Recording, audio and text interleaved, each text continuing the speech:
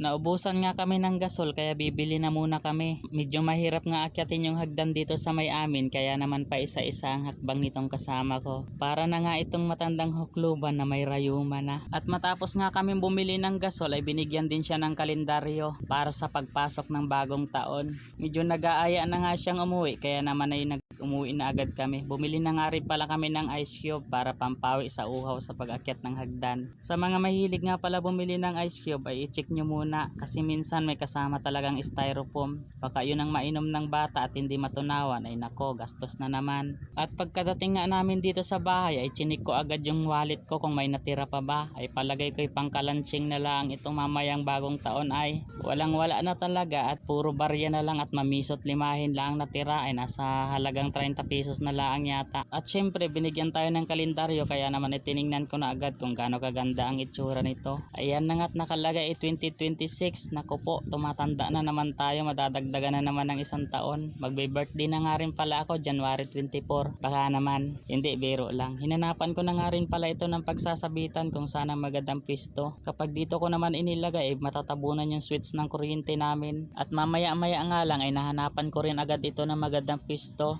Dito nga sa tapat ng aming bintana para bawas silaw na rin. At pagkalabas mo nga pala ng pinto ay matatanaw mo agad siya. At syempre isasama din natin tong kwintas ni San Pedro. Pampaswerte daw ito. Sige, dito na muna. Thank you.